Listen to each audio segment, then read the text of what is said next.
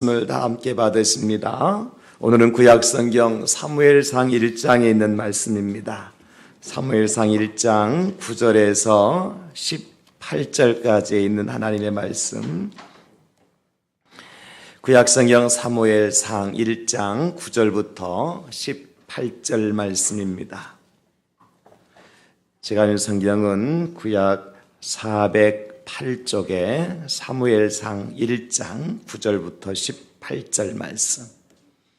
하나님 말씀 우리 함께 받으시겠습니다. 다 같이. 그들이 실로에서 먹고 마신 후에 한나가 일어나니 그때 제사장 엘리는 여호와의 전 문설주 곁 의자에 앉아 있었더라.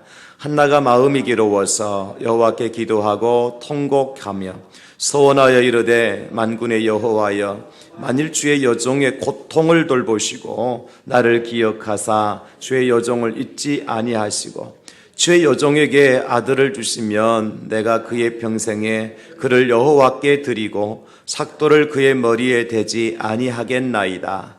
그가 여호와 앞에 오래 기도하는 동안에 엘리가 그의 입을 주목한즉 한나가 속으로 말하매 입술만 움직이고 음성은 들리지 아니하므로 엘리는 그가 취한 줄로 생각한지라.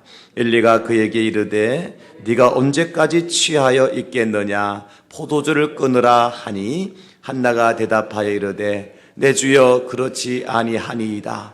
나는 마음이 슬픈 여자라 포도주나 독주를 마신 것이 아니요 여호와 앞에 내 심정을 통한 것뿐이오니 당신의 여종을 악한 여자로 여기지 마옵소서.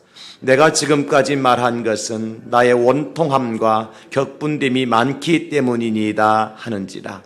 엘리가 대답하여 이르되 평안히 가라. 이스라엘 하나님이 내게 기도하여 구한 것을 허락하시기를 원하노라 하니 이르되 당신의 여종이 당신께 은혜 입기를 원하나이다 하고 가서 먹고 얼굴에 다시는 근심빛이 없더라.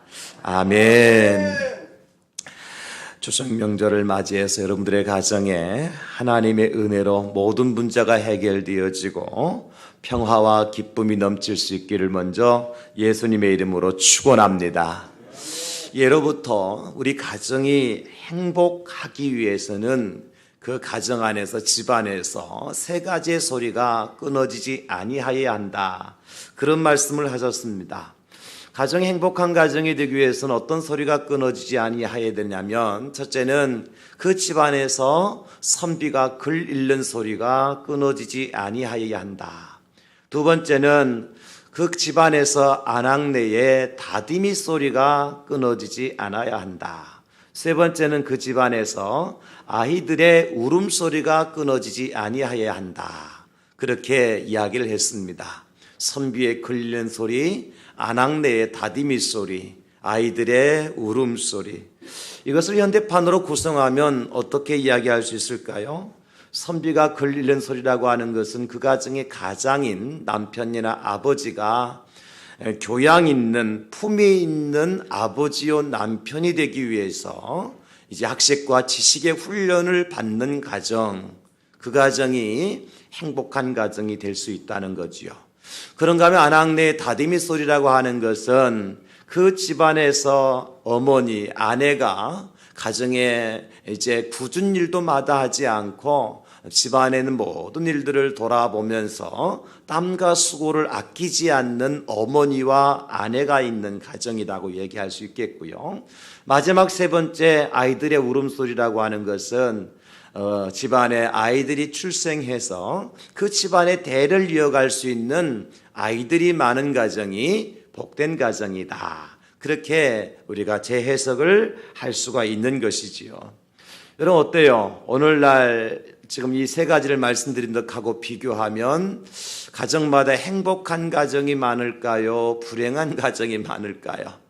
어쩌면 우리 지금 세대까지는 그래도 행복하다. 그러니까 명절날 되면 고향으로 내려가는 사람 많지요. 그러나 10년만 지나가면 아마 명절 때도 고향 내려가는 사람 별로 없을걸요. 김포공항, 김해공항, 서울공항 이제 공항만 북적거리고 이제 부산항 이제 항구만 북적거릴 뿐이지 아마 추석 내려간다고 고속도로 막히는 일은 별로 없을 거예요. 왜 그럴까요? 가정의 아버지, 가장의 남편이 교양이 있고 품이 있고 그 가정을 지탱해 나갈 수 있는 아버지와 남편이 점점 사라지고 있다는 거예요. 뿐만 아니라 어머니들도 이제 아내들도 가정을 지키는 어머니 아내가 많지 않잖아요. 각자 자기 일에 분주해서 가정 밖에, 집안 밖에, 집 밖의 일을 이제 많이 감당하다 보니까 명절 때 또 반찬 만들려고 집에 머물려고 하는 사람 없어요. 나가려고 그러죠. 그것뿐만 아니라 지금 이 신세대는요, 결혼도 안 하려고 그래요. 결혼 기피 현상 많습니다. 또 결혼을 해도 아이들을 가지려고 하지 않아요. 가져도 한 아이만 있으면 만족해요. 둘 나면 좀 이상하고 셋상 나면 원숭이처럼 생각해요.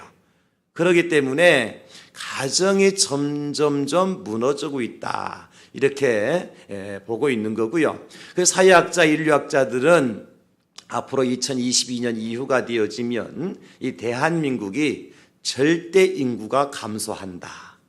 지금까지는 그래도 아이 하나 낳고 둘 낳아도 전체 인구는 감소하지 않았어요. 그 이유가 뭐냐면 고령화, 노령화 되다 보니까 연세가 들어도 안 돌아가시거든요. 늙으신 분들 안 돌아가시고 계시고 살아 계시니까 하나 놓고 둘 낳아도 전체 인구는 감소하지 않았다는 거예요. 그런데 어떻습니까? 앞으로 2022년 이후가 되어지면 고령화, 노령화를 지켰던 어르신들이 서서히 돌아가시기 시작한다는 거죠. 아이는 놓지 않죠. 어른들은 돌아가시죠. 그러면 자연적으로 인구가 감소할 수밖에 없는 거예요. 대한민국이라고 하는 나라 땅덩어리는 물속에 잠기지 않는 이상 있겠죠. 그러나 그 땅 위에 누가 사라져요? 사람이 사라져요. 우리는 단일 민족이라 그러잖아요. 그러니까 자꾸 외국에서 이제 사람을 수입해 오는 수밖에 없는 거예요. 땅이 비어가니까. 그런 현상이 이제 2022년 이후에는 불과 이제 4년 정도밖에 안 남았습니다. 실제적으로 일어날 것이다. 그렇게 해서 참 이 가정이 무너지니까 국가도 위태롭게 된다는 것을 우리가 부인할 수가 없는 거예요. 그래서 성경에서 어떤 가정이 복 있는 가정이라고 말씀하느냐. 시편 127편 3절에서 5절까지를 보면 이렇게 기록해 주고 있습니다.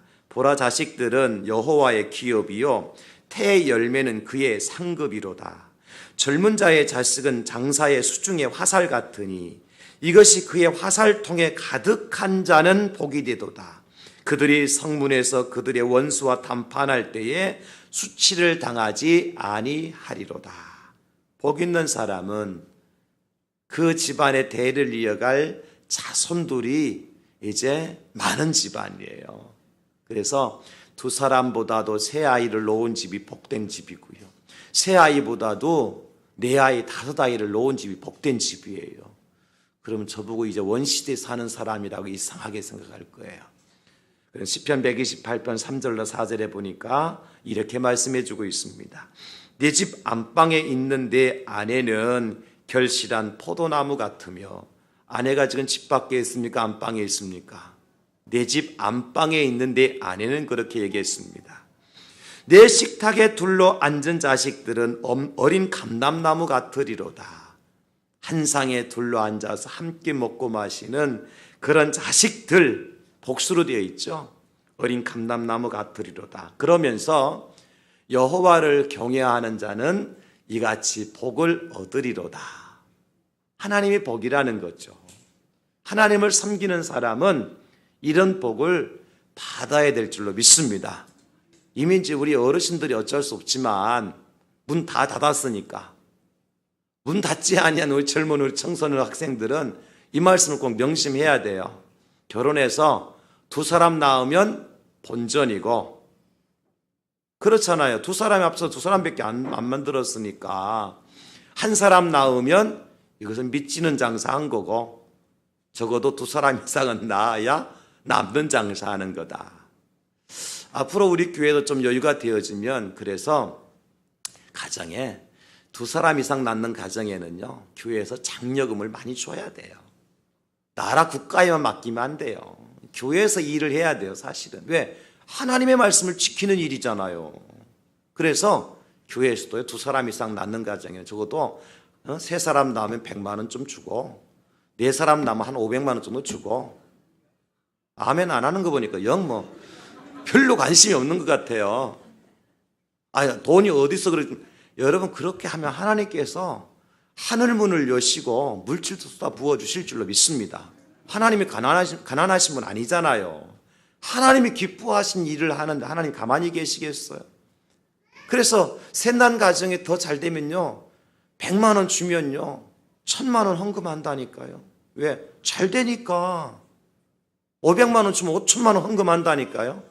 아멘 안 해도 괜찮아요. 복은 여러분들이 받는 거니까. 저는 선포만 하는 거고. 어쨌든 가정이 이래야 행복한 가정이라는 거요. 은행에 얼마만큼 돈을 많이 쌓아두고 살아가느냐가 아니고, 얼마나 우리 가정에서 벼슬 높은 자리를 이렇게 차지하고 있느냐가 아니잖아요. 그러니까 하나님께서 진짜 복받은 가정이 어떤 가정인가. 여러분, 그렇게 이제 우리가 다 아들, 딸들을 많이 놓지 못했으니까 이번 추석에는 그저 있는 식구들이라도 다 한번 모여보세요.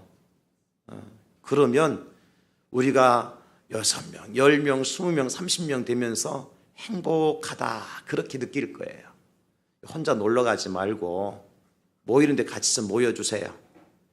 혼자 영화 보러 가지 말고 우리 청년들 엄마 아빠와 같이 모여 밥 같이 먹고 같이 놀러 가라고. 그런데 이렇게 볼 때 오늘 성경에 나오는 한나라고 하는 가정, 엘가나와 한나가 결혼을 했죠. 그 한나의 가정은 행복한 가정인가요? 행복하지 않은 가정인가요? 오늘 성경만을 볼 때 행복한 가정 같지는 않아요. 물론 그 가정이 물질이 부족했던 것도 아니에요. 엘가나는 제사장이었어요. 당시에 제사장이니까 사회적으로 존경받고 인정을 받는 사람 남편이었잖아요. 그래 한나는 또요, 엘가나라고 하는 남편의 엄청난 사랑을 받은 여인이었어요.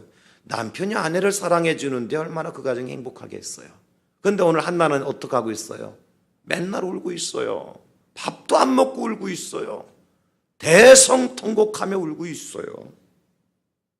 왜 이런 한나의 가정에 이런 불행이 닥쳐왔느냐? 몇 가지 요인을 얘기할 수 있어요. 첫째는 뭐냐면 한나의 남편이었던 엘가나가요, 두 아내를 두어요. 이게 불행의 시작이에요.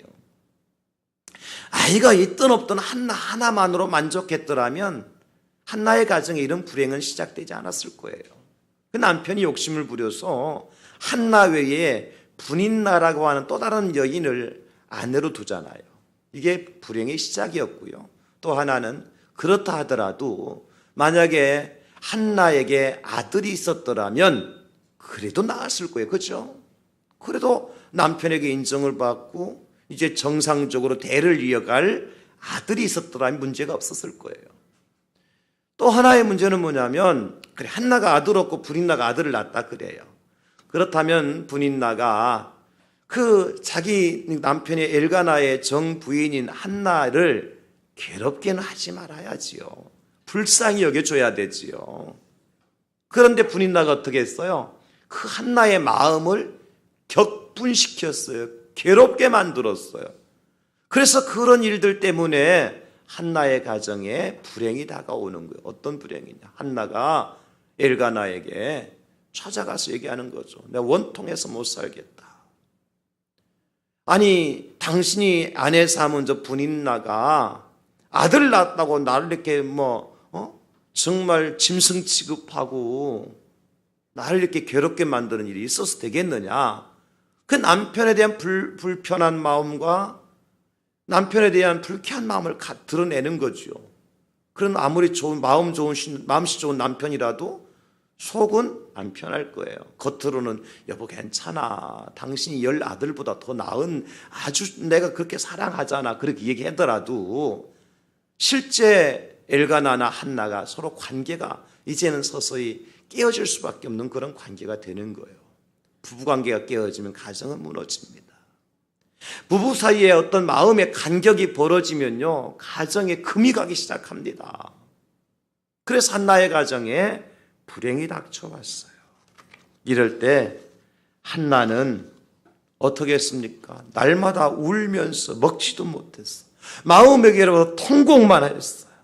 그야말로 인생이 어떻게 해결할 수 없는 슬픔 속에서 큰 문제가 그 가정에 들이닥쳤어요. 이런 한나의 가정에 문제를 어떻게 해결받게 되어졌느냐. 한나가 병원에 찾아가서 오늘날처럼 검사하고 이렇게 불임 수술이라도 받고 해서 문제를 해결받았느냐? 아니잖아요.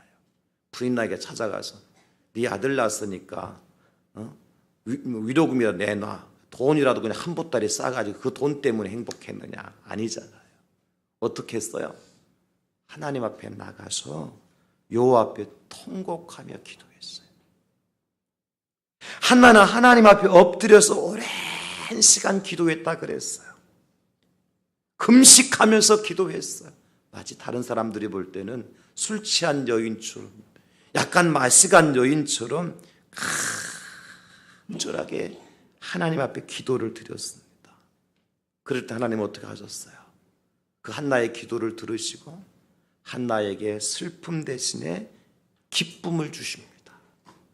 한나에게 눈물 대신에 찬송을 부르게 하십니다. 한나에게 고통이 변하여서 간증거리가 되게 하십니다. 여러분, 그래서 기도가 해답이라는 거예요. 기도가요, 능력이고 기도가 비결이라고 말하는 거예요.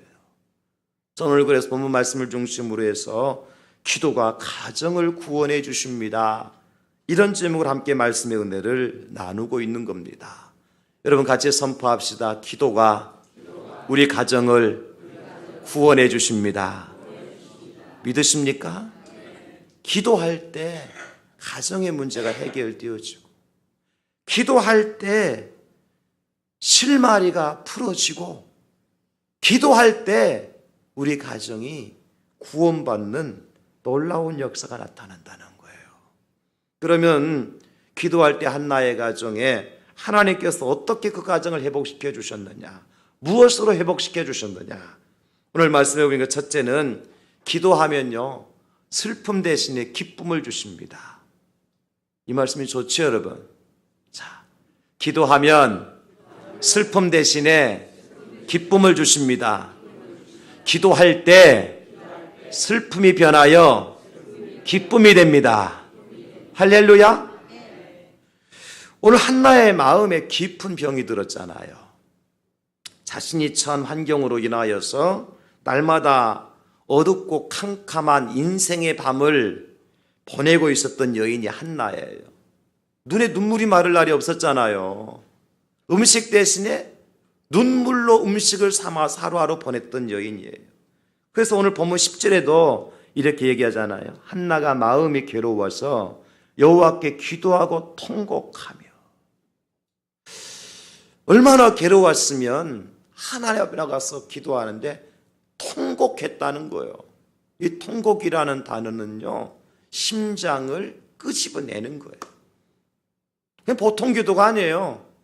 내 안에 심장이 내 몸 밖으로 그렇게 빠져나올 정도로, 마치 예수님께서 마지막 십자가에서 잡혀 십자가 달려 돌아가시기 전날 밤에 겟세마네 동산에 가서 올라가서 저들과 기도하시잖아요. 그때 예수님께 기도하실 때에 땀이 땅에 떨어지는데 뭐같이 되었어요? 핏방울같이 되었다고요. 이게 통곡의 기도거든요. 마음이 얼마나 괴로웠으면. 여러분, 사람 마음이 중요해요. 왜 마음이 중요하냐? 잠언 15장 13절에 보니까 마음의 즐거움은 얼굴을 빛나게 하여도 마음의 근심은 심령을 상하게 하느니라 그랬어요. 잠언 17장 22절에는요, 마음의 즐거움은 양약이라도 심령의 근심은 뼈를 마르게 하느니라.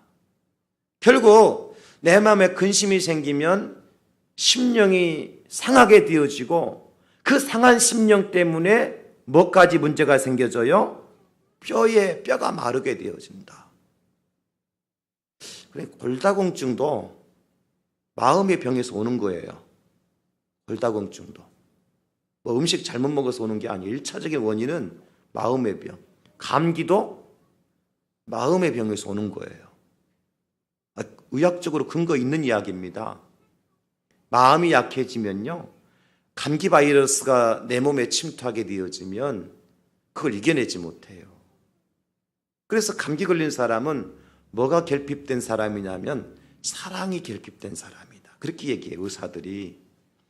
감기는 사랑 결핍증이래요. 남편이 아내를 사랑해주면 아내가 감기 안 걸리고, 아내가 남편을 사랑해주면 남편이 감기 안 걸리고. 지금 감기 걸린 사람이 있는가 본데 지금. 그러니까 모든 병의 원인은 마음에서부터 온다니까요. 뼈까지 상하게 한다니까, 마음의 병이. 그래서 현대인들의 가장 무서운 병은 암이 아닌 것 같아요. 마음으로부터 오는 병이다. 사실 뼈가 부러지거나 암 같은 경우도 엑스레이를 찍거나 초음파 검사를 하거나 하면 나와지잖아요. 그죠? 어디가 암이 있는지, 어디가 뼈가 부러진 나온단 말이에요. 그리고 그에 따라서 약을 처방하든지 수술을 하든지 하면 고쳐져요. 그런데 마음의 병은 어때요? 엑스레이 갖다 꽉 찍으면, 감마선 갖다 딱 쥐면 마음의 병이 나타나나요? 빨갛게? 퍼렇게? 안 나타나요. 그러니까 스트레스로 인한 병, 어두운 생각이나 부정적인 생각으로 가득 차게 되는 우울증 같은 거 있잖아요. 불면증, 신경쇠약증, 심지어 정신분열증까지. 그 마음의 병이 걸리면 어떻게 되어져요? 우리 일상생활이 깨어진다고, 리듬이 깨지고 일상생활이 깨어지고 가정이 파괴되는 것을 볼 수 있어요. 엄청난 거예요. 그래서 우리 예수님께 이렇게 말씀해 주셔요. 요한복음 14장 1절에 다 같이 한번 읽을까요? 시작. 너희는 마음에 근심하지 말라. 하나님을 믿으니 또 나를 믿으라. 아멘. 마음에 근심하지 말래요. 요한복음 14장 27절에 대신에 시작. 평안을 너희에게 끼치노니 곧 나의 평안을 너희에게 주노라. 내가 너희에게 주는 것은 세상에 주는 것과 같지 아니하니라. 너희는 마음에 근심하지도 말고 두려워하지도 말라. 아멘. 마음에 근심, 걱정 대신에 우리에게 뭐가 필요해요? 하나님이 주시는 평안이 필요한 거예요. 그러면 마음의 근심, 걱정이 사라지기 위해서는 억만 금을 갖다 주면 그 걱정이 사라지나요? 그거 어떻게 하면 내가 지키나? 어떻게 하면 이거 안 빼앗기나? 이거 더 걱정한다니까요. 응? 여러분들에게 마음의 병이 들어서 저 높은 장관직을 벼슬로 내려주었다. 그럼 마음의 병이 없어질까요? 언제 또 내가 이 장관직에서 또 파면당하나? 누가 들쑤셔서 나 또 감옥 가나? 이것 때문에 더 근심한다니까요. 여러분, 요즘에 여러분들이 그런 높은 지위에 안 올라간 것을 감사하게 생각하시고, 여러분들에게 수천억 수백억 없는 걸 감사하게 생각하셔야 돼요. 내 마음이 편하잖아요. 누가 가져갈 것도 없고 빼앗아갈 것도 없고. 장 목사 보고 누가 감옥 가라고 하겠습니까? 뭐 가지고 감옥 가라 하겠어? 하나님 외에는 저보고 감옥 가라 할 사람 아무도 없어요. 하나님은 하나님 하실 수 있어요. 그러면 저는 편해요. 그러니까 하나님이 주시는 평안이 우리의 마음을 행복하게 만든다. 세상은요, 건강 문제 때문에, 경제적인 문제 때문에, 불확실한 미래 문제가 있잖아요. 또 이번 추석에도 만나야 될 사람들 있잖아요. 꼭 안 봐야 되는데 이 인간 이번 추석에 안 내려왔으면 좋겠는데 꼭 그 인간은 내려오거든요. 나중에 얘기하지만 그 인간은 어디서 싸우느냐? 만나자마자 싸우는 게 아니고 고스톱판에 싸우는 게 아니라 밥상머리에서 싸우게끔 되어 있어요. 이게 문제예요. 그러니까 이 인간관계 속에서 엄청난 스트레스를 받잖아요. 그게 마음의 병이거든요. 세상이 주는 거예요, 이게 다. 근심도, 걱정도, 두려움도, 불안도, 슬픔도 세상이 다 가져다 주는 거예요. 그래서 우리는 어떻게 해야 되느냐? 방법은 하나밖에 없다. 하나님 앞에 나가서 기도하고 만나자. 제가 오늘 이 말씀을 메시지로 여러분에게 드리는 것은 우리 가족들을 만나기 전에 먼저 기도해 보자는 거예요. 부모님을 만나 뵙기 전에 먼저 기도하고 만나 뵙고, 형제들을 만나기 전에 먼저 기도하고 만나고. 제가 사실은 어제 저녁에 천안에 다녀왔어요. 기차 타고 저 처가에 저희 장모님도 예수님 믿고 한 30년 이상 예수 믿었는데 지금까지 그냥 그래도 제사라는 걸 드리더라고요. 근데 어저께 이제 올 2018년도 날짜로 제사 없다. 우리 집안에.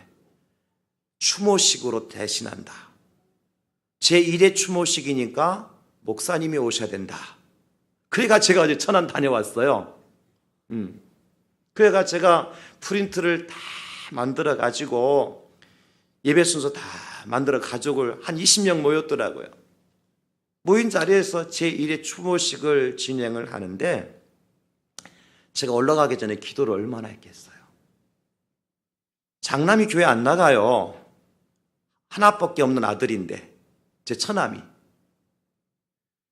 그러니 예배는 뭐 어머니가 하자고 그러니까 아들이 어쩔 수 없이 예배 자리에 오긴 올 건데, 그런데 어저께 놀라운 일이 벌어졌어요.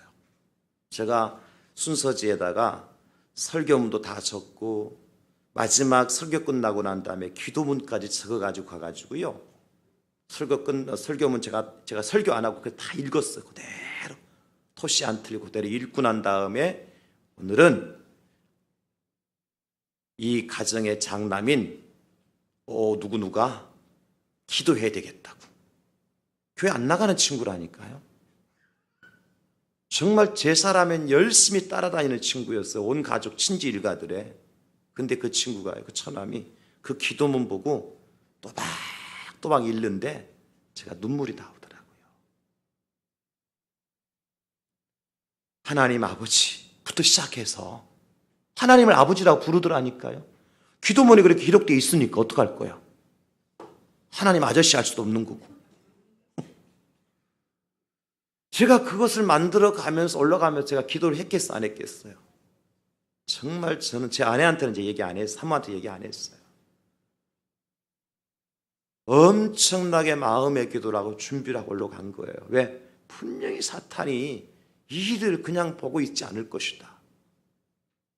그런데요, 그 예배를 마치고 얼마나 은혜롭게 예배를 마치고 온 가족이 마지막에 다 박수치고 마쳤어요. 기도하면 하나님께서 어떠한 장애물도 다 제거해 주셔요. 슬픔이 변해서 기쁨이 되게 해주셔요.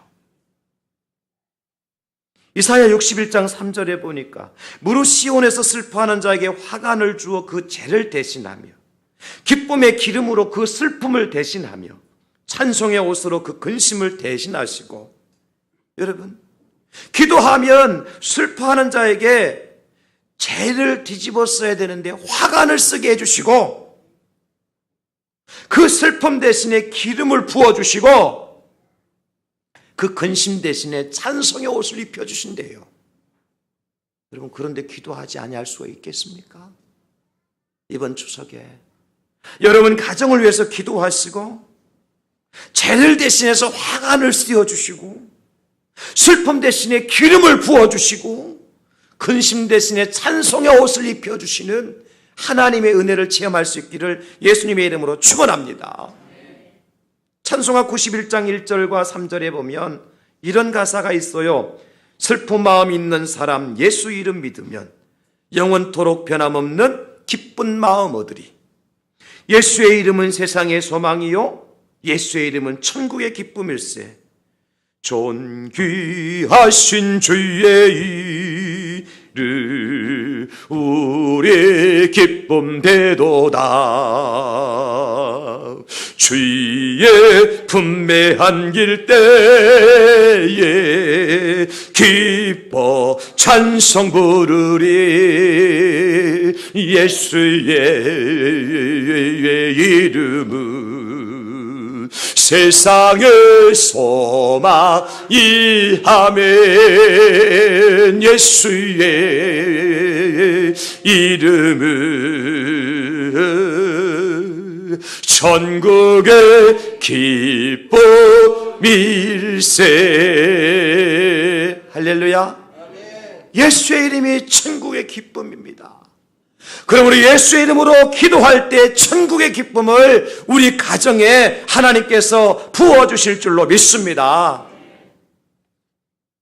두 번째로, 기도하면 어떤 복이 있느냐? 기도하면 가정에서 정상적인 생활을 하도록 도와주십니다.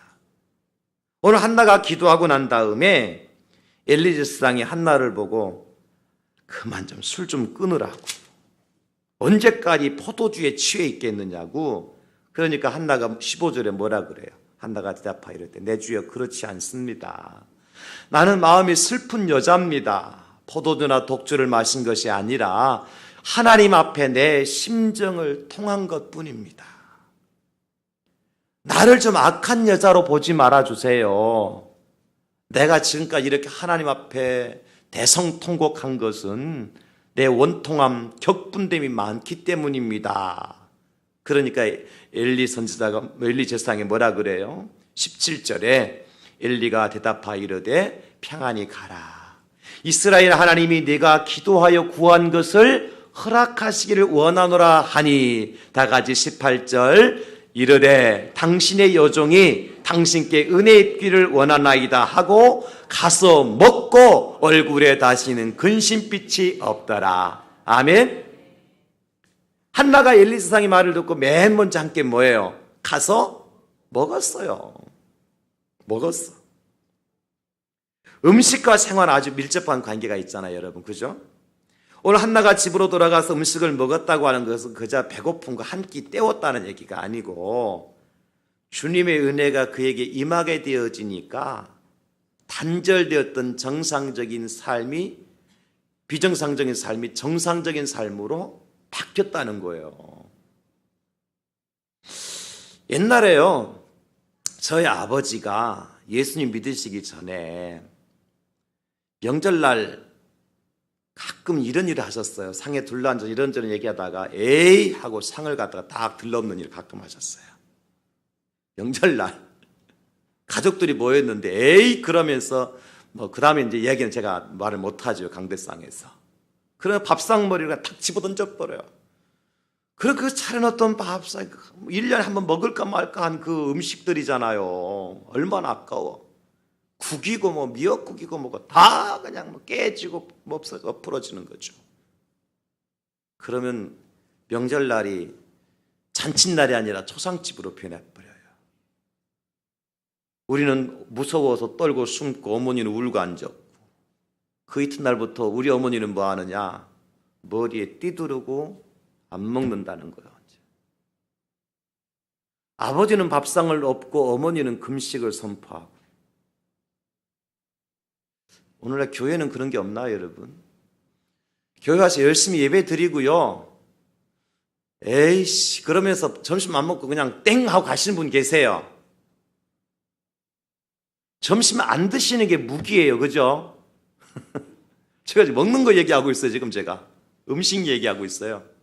아까 얘기했잖아요. 그러니까 이번에 명절 때 가서 고스톱 치다가는 싸워도 괜찮아요. 왜? 돈이 걸린 거잖아. 많이 따와야 교회에서 헌금 좀 할 거 아닙니까? 그런데 제발 식사하시다가 밥상머리에서 싸우지 마세요. 속상한 일이 있더라도 밥상머리에서는 참으세요. 그러면 50% 가정에 평화가 와요. 50%. 가장 가정의 불화가 문제가 발생하는 것은요, 밥상머리 다투는 거예요. 그럼 A하고 한 사람이 일었으면 옆에 있는 사람 밥을 떠먹지만 그 밥인지 머리알인지 몰라요. 그런 거 경험 안 하셨어요? 저희는 식구가 많아서 그런지 가끔 그런 경험을 해요. 형제들이 지금 구남매니까 제 형제가 작은 숫자는 조금 아니죠. 옛날에는 많은 건 아니었는데 요즘은 조금 그래도 다 모이면 한 4, 50명, 60명 가까이 모이잖아요. 그 가족들이. 그냥 지금 한 교회가 되는 거예요. 우리 가족. 그러면 방마다 구석구석 다 상차려가지고 이제 시간하는데 한 사람이 에이 하고 일어나면요, 전체가 다 썰렁해집니다. 절대 밥상머리 쓰는 일 화내지 마세요. 오늘 한나가요, 집에 돌아가서 밥을 먹었다고 하는 것은 비정상적인 생활에서 정상적인 생활로 바뀌었다는 것을 얘기하는 거예요, 지금. 우리가 명절날 기다려지는 게 그렇잖아, 그죠? 온 가족이 둘러 앉아서 음식이 뭐 진수성찬이 아니면 어때요? 부부가 싸움하고 난 다음에 화해하는 비결이 뭐예요? 따뜻한 커피 한 잔 갖다 놓고 그거 마시면 화해가 되잖아, 그죠? 영업하시는 분들 거래처에 가서 계약을 체결하기 전에는 만약에 상대하고 약속 날짜를 받고 식사 한 끼만 하면요 80% 이상은 계약이 체결됩니다. 먹는 게 그만큼 중요해요. 성경에도 보니까 다윗이 밧세바와 이제 결혼을 하고 난 다음에 처음 아들을 낳거든요. 그 아들이 시름시름 앓고 있어요. 다윗이요 밧세바와 결혼하고 아들을 첫 아들을 낳고 아들이 그 앓고 알아 누워 있으니까요. 맨 먼저 뭐 먼저 한 줄 아세요? 밥을 안 먹습니다. 땅바닥에 주저앉아 왕입니다. 다윗이 한 나라의 왕이에요. 땅바닥에 주저앉아가지고 베옷을 입고 그저 밥도 먹지 않고 뭔가 중얼거리고 있어요. 신하들이 찾아와서 왕이시여 제발 이러지 마시옵소서. 왕의 적통도 이 나라의 백성들의 마음도 생각하셔야지. 제발 일어나서 드시면 좀 뭐 좀 드시고 좀 기다리십시오. 왕이 말 안 듣습니다. 근데 7일 만에 그 아이가 죽어요. 아이가 죽었다는 소식을 듣고요 다윗이요 벌떡 일어났어요. 가서 세수하고 목욕하고요 왕복 갈아입고요 왕궁에 들어가서 밥상 차려오너라 그래가지고 맨 먼저 한 것이 밥을 먹어요. 신하들이 이상하잖아요. 이 양반이 약간 이상한 양반인가? 그래서 물어봐요. 신하들도 왕이시여 도대체 아이가 아파서 살아있을 때는 안 드시고 그렇게 그냥 통곡을 하며 원통에 근심 속에 있으시더만은 아이가 죽었다는데 어째 또 일어나서 드시는 겁니까? 다윗이 그렇게 얘기해요. 내가 하나님 앞에 이 아이가 살아있을 때는 혹시나 내가 기도했을 때 하나님 나의 기도를 들으시고 살려줄까 하여서 내가 기도했지만 이 아이가 죽은 이상 내가 더 걱정하고 굶으면서 이 자리에 앉을 이유가 없다. 그러면서 하는 말이 뭐냐면 나는 이 아이에게로 갈 수 있지만은 죽은 이 아이는 다시 나에게 돌아올 수 없기 때문에 내가 근심하고 금식하며 울고 있을 필요가 없다. 그렇게 얘기해줘요. 저는 이 본문을 보면서요 무엇을 깨닫느냐면 다윗이 분명한 응답을 받았다. 기도하고 응답받은 겁니다. 금식하며 다윗이 기도했거든요. 하나님께 응답하시는 방법은 세 가지잖아요, 여러분, 그죠? 그래, 알았다. 고쳐줄게. 예스도 응답이에요. 또 하나 응답은 뭡니까? 아니야. 그 아들은 너의 대를 이어갈 아들이 아니야. 너! 이것도 응답이는 거죠. 또 하나 응답은 뭡니까? 아니, 조금만 기다려봐. Just a moment. 조금만 기다려봐. 이것도 또 하나 응답이잖아요. 다윗은 노라고 하신 하나님의 응답을 받았기 때문에 더 이상 금식하지 않은 거예요. 왕의 역할을 신하들 앞에서 감당하기 위해서 음식을 먹는 겁니다. 그리고 난 다음에 낳은 아들이 누군 줄 아세요? 솔로몬이에요. 솔로몬을 낳는다니까요. 하나님의 일들은요 신묘막측합니다. 기도하면 성경에 말씀하시기를 시편 126편 6절에 울며 씨를 뿌리던 자는 반드시 기쁨으로 단을 가지고 돌아오리라. 곡식단을 가지고 돌아온대요. 눈물의 기도를 뿌린 사람, 금식하며 하나님 앞에 기도한 사람은 기쁨의 단을 거두고 와서 정상적인 삶을 살아가도록 한다는 겁니다. 저는 이 시간 여러분 앞에 확신합니다.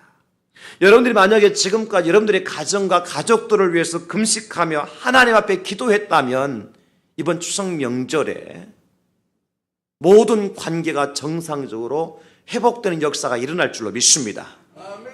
할렐루야. 아멘. 만약에 남편과의 관계든 형제들과의 관계든 이웃과의 관계든 상관없어요.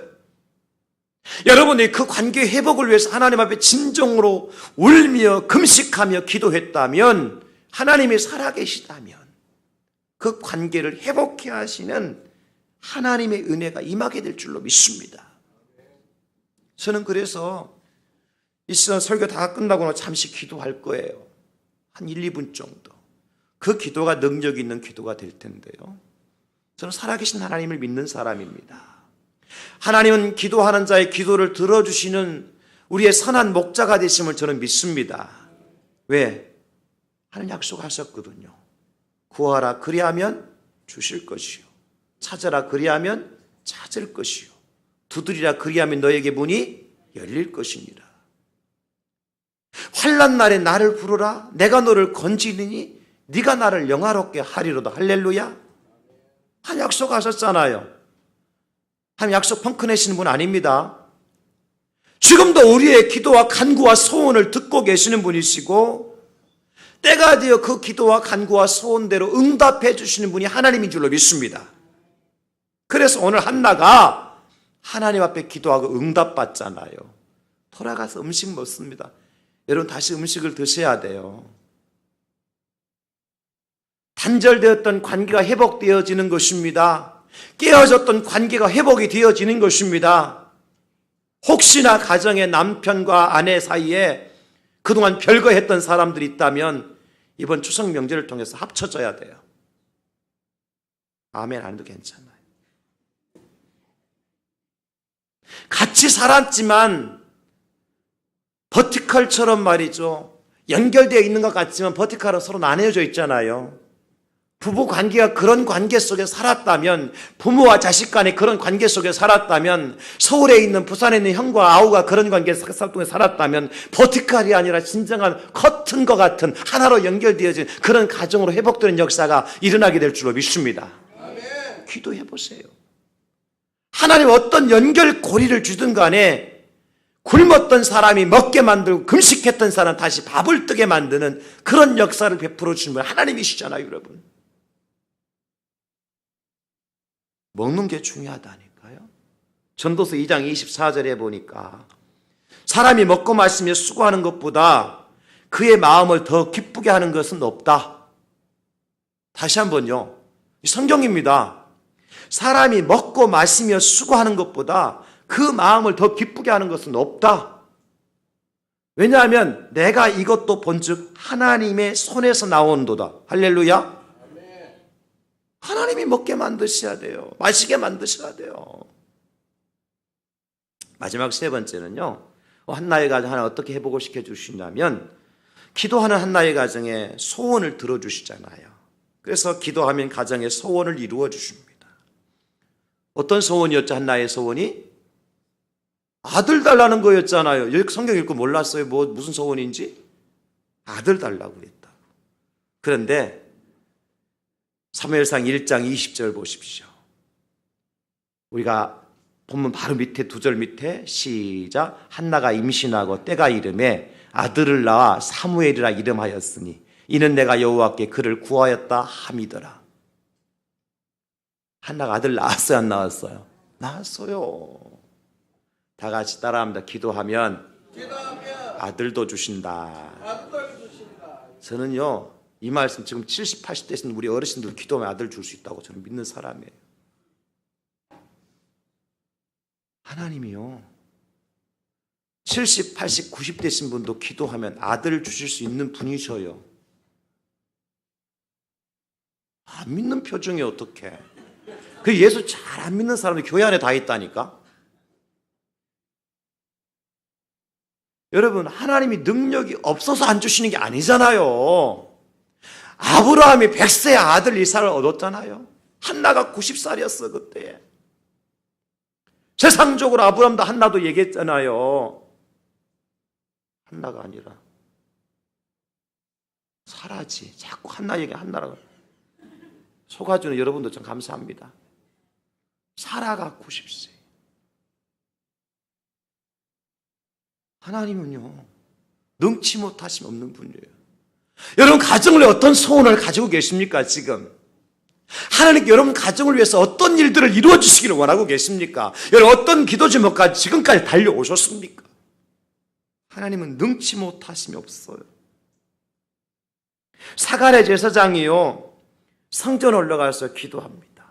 그 집안에도 무슨 일이 있었는 거 아니까 아들이 없는 거예요. 제사장 집안에 아들이 없으면요, 제사장 대가 끊기는 거예요. 성전 올라가 제사 드릴 때마다 하나님 앞에 기도 먼저요. 하나님, 내 몸에 아들이 없습니다.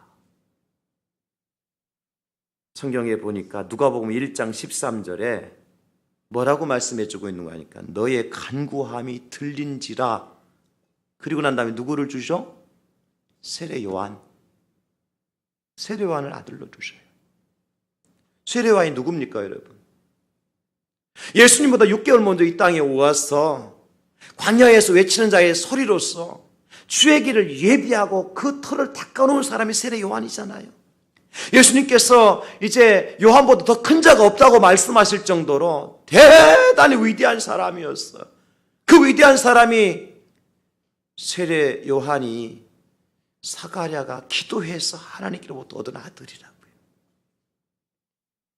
기도하면 가정의 소원을 이루어 주십니다. 그래서 하나님 오늘도요, 정말 가정을 위해서 기도하는 사람을 찾으십니다. 부모가 새벽을 깨워서 기도하면 자녀들에게 평생의 축복이 됩니다. 그런 의미에서 저는 정말 복받은 사람이에요. 왜냐하면 저희 모친이 80이 넘으신 노모신데, 권사님이신데 지금도 새벽을 깨워서 기도하셔요. 낮에는 얼굴이 새카맣게 타도록 고추밭에 가서 고추 따시고요, 시간이 되면 저 바닷가에 그 뻘에 가서 조개 캐시고요. 지금 80 넘으신 어르신이 그렇게 하고 있어요. 그리고 나서요, 늦게까지 마무리하시고 새벽 되면요, 반드시 하나님의 성전에 가서 기도하고 오십니다. 명절 때 제가 고향 가잖아요. 제가 솔직한 고해성사 좀 할게요. 저는 고향 가서 명절 때 새벽 기도 참석 안 할 때가 더 많아요. 왜냐하면 제가 부산에서 운전해서 저 고향까지 가면 뭐 빠르면 12시, 안 그러면 새벽 1시 도착할 때가 많거든요. 하루 종일 운전하고 가잖아요. 그럼 그 이튿날 새벽에 일어나서 기도 간다는 게 너무 힘들더라고요. 안 되더라고요. 핑계도 핑계지만 몸이 안 따라가죠. 그래서 저는 못 가거든요. 근데 저희 어머니께서는요, 어김없이 가십니다. 가서 어떤 기도하실까? 더 오래 살게 해달라고 기도하실까? 아니면 좀 부귀영화 좀 누리게 해달라고 기도하실까? 여러분, 우리 어머님들이, 부모님들이 하나님의 교회 성전에 가서 새벽을 깨우면 어떤 기도할까요? 저희 어머님은 금식하는 날이 식사하신 날보다 더 많아요. 금식하시는 날이 더 많아요. 그래서 저희들 명절 때만이라도 제발 좀 식사 같이 하자고 그래요. 어머니 모시고 앉아. 반드시 제 옆에 제가 모시고 옵니다. 목사 말은 들어야 되니까, 권사가. 그때는 목사고 그때는 권사입니다. 어머니가 아니라. 말 안 들으면 목사 말 안 듣느냐고 제가 그러거든요. 그 옆에 오셔서 마지못해 몇 숟갈 뜨시거든요. 그 평상시는 금식이 생활화돼 버렸어요. 그럼 당신이 맛있는 음식 안 드시면서 무엇을 하겠느냐? 저는 이렇게 생각해요.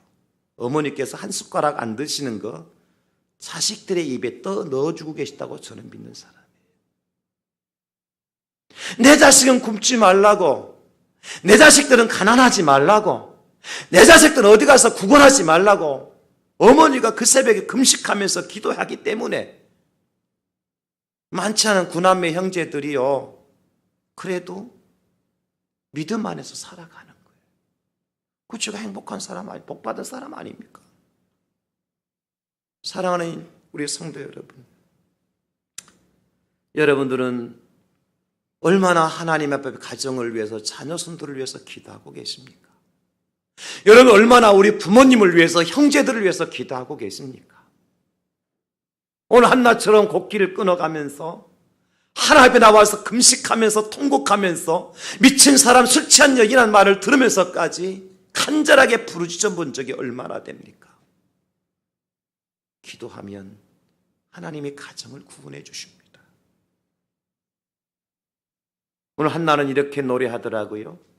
사무엘상 2장 1절에 보니까 한나의 기도의 노래가 나옵니다. 내 마음이 여호와로 말미암아 즐거워하며 내 뿔이 여호와로 말미암아 높아졌으며 내 입이 내 원수들을 향하여 크게 열렸으니 이는 내가 주의 구원으로 말미암아 기뻐함이니이다. 여러분 기도하십시다. 이제 우리가 가족들을 만나기 전에, 고향으로 가기 전에 이런 기도했으면 좋겠어요. 하나님, 한나의 가정에 문제가 있을 때 한나가 하나님의 성전에 올라가서 기도했을 때 하나님께로 응답받고, 오늘 한나가 노래하며 즐거워하며 그 원수들 앞에서 입이 크게 열렸던 것처럼, 하나님의 구원으로 말미암아 기뻐했던 것처럼 우리 가정이, 내 집안이 이번 추석 명절에 그런 회복과 축복의 역사가 나타나게 해주시옵소서.